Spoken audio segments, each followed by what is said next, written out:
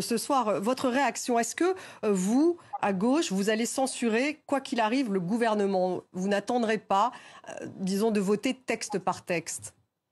Nous allons censurer bien évidemment le gouvernement parce que la démarche de nommer aujourd'hui Michel Barnier correspond à un vol de l'élection législative, à une usurpation d'identité de Premier ministre, puisque la réalité c'est que la souveraineté populaire a été piétinée, les électeurs se sont largement mobilisés pour faire barrage au Rassemblement national et pour mettre un terme également à la politique d'Emmanuel Macron.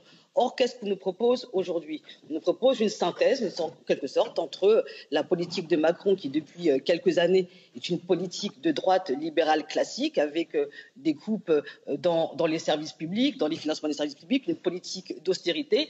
Et puis, dans le même temps, Michel Barnier, c'est l'homme qui, il y a un an, qui a 2 ans, pardon, excusez-moi, finalement reprenait les marqueurs essentiels du Rassemblement national. Et d'ailleurs, on le voit, les réactions à la fois de Marion Maréchal et de Marine Le Pen sont parlantes.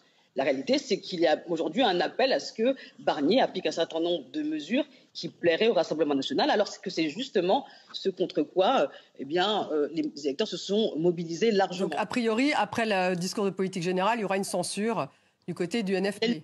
Il y aura une censure. D'ailleurs, ça a été annoncé par l'ensemble des forces du Nouveau Front populaire. Là, il y a unanimité et c'est évident parce que dans quel pays est-ce qu'on voit que le candidat de la coalition arrivé en tête n'est pas en capacité, n'est pas mis au gouvernement pour d'abord tenter et puis on voit après. Normalement, c'est comme ça que ça se passe. Là, rien n'a été essayé et aujourd'hui, finalement, c'est le clan Macron qui a décidé de mettre Marine Le Pen au centre du jeu parce qu'ils auraient très bien pu décider de laisser faire le bon sens institutionnel et donc de le laisser gouverner Lucie Castet. Là, aujourd'hui, ils se mettent dans la main du Rassemblement national et finalement, c'est la continuité de cette dissolution, parce que cette dissolution a été décidée par Emmanuel Macron. Il rêvait d'un Bardella à Matignon. Il a maintenant un Michel Barnier. C'est une manière de faire du RN sans avoir l'air d'y toucher. Vous demandez une session extraordinaire à l'Assemblée nationale?